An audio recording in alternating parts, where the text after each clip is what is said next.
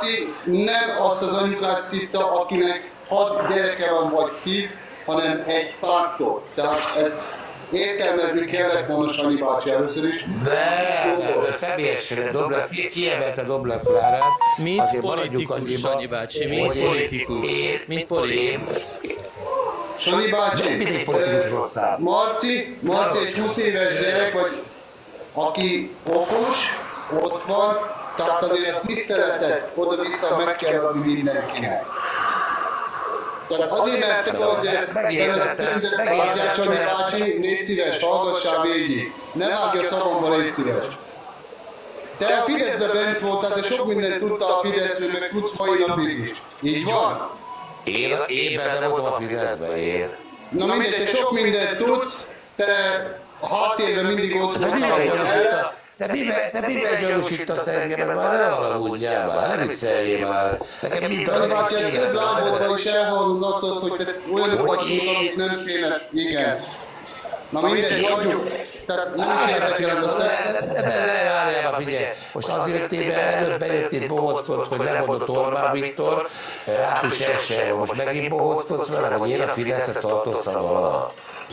Nem bohóckodott, hanem Marcit szeretném megvédeni. De nem kértem védelmet, te nem kérted, mi vagy te ügyvéd vagy, hogy megvédjen? Magad védj meg, tesó. Miért védjen meg? Azért. Mert te megvédjen magad, azért, mert nem támadtad, és azt mondtam, hogy... Nem támadtad a Marcit, nem támadtad a Marcit. Nem lettál, nem értek vele egyet avval, hogy egy háziban a légy szíves, szóljál bele. Légy szíves, mindenkinek elmondom, jó? Neked itt az, hogy bácsi, neked is elmondom, ne bántsuk egymást, mert ez a lány mindenről szól. Ne egymásra kigorulj már neki, légy szíves. Én nem bántok senkit, csak itt letámadta szegény Marcit, hogy itt a tisztelet, meg így, meg meg tudja magát védeni. Amúgy meg tudja, hogy Marci mellett kiállni. Védje meg magát, akkor a Marci védje meg magát, egy okos fiatalember. Pontosan. Hogy megvédem a Marci? Védje meg magát, én engem is támadtak már, engem is, megvédtem magam. Amire a speciál én védtelek meg, amire a speciál én megvédtelek, akkor a Marci, téged mondtak le minden telelkás csecsemőnek, aki az agyacsecséló. Ne hozd ki belőlem. Téged mondtak le mindennek. Téged nem mondtak le minden telelkás csecsemőnek, mert agyacsecsélók mindig. Okoskodsz minden lájba. Téged nem támadtak? Téged nem? Tűnde, légy szíves. Hiálltál? Nem.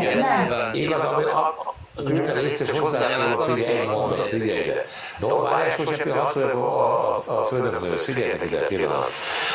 Tűnde, én úgy néz ki, hogy ellenzékek vagyunk, én azt gondoltam, hogy ellenzékek vagyunk, mindegyikük értetett kormányellenes, de az a dolog, hogy a Fidesz támadjuk, ez az ellenzék, ez lenne a dolga, én szerintem. Mi rendszerváltozást akarunk, hogy takarodjon ez a Fidesz, úgy ahogy van. Átmentünk egy olyan világba, hogy elkezd Gyurcsánynak a feleségét lemondani, akkor ugye az ember védi a sós, mert nem értek a sósra egyet, a sós meg fogja magát védeni, nem kéri még egyszer oda te védelmet. Nem, hogy te domkormányok embereket védjél, ez bíz mások. Jó? És én ugye megsértettelek Sósbát. Várjál, Sósbátottalak? Ne haragudj, Sanyi bácsi, de azt érzem, hogy elég érkezelően válaszoltál nekem, ne haragudj. Azért megmondom, azon vagyunk, hogy leváltjuk a Fidesz, valamilyen szinten, azt akarja Dobrev Klára is, és akkor te nekimész a Dobrev a Gyurcsány jelenségére. Ugyanazon az oldalon állunk, gyerekek, ugyanazon az oldalon állunk. Miért kell vitatkozni? Engedjétek meg egy mondatba, és elhívtam a kedvélyeket. Tehát magyarul azt kellene, hogy visszatérni az eredeti témára, a nézők nem arra kíváncsiak, hogy most hogyan támadjuk a másik dolog felé. Mindenkint a keresztnevén szólítsunk már, tehát engem egyébként Hérinak is lehet szólítani, Marcit Marcinak, Gyuret Gyurinak, Tiborút Tiboriút, mert Sanyi bácsi is Sanyi bácsinak nevezünk, tehát én mindkét oldalra most mondtam kritikát, az eredeti témán maradjunk már szerintem, az érdekli az embereket. Fiúk, lányok, annyi kérésem van, nem tudom, hogy nagy kérésem. Tehát ne vitatkozzatok a hülyeségen,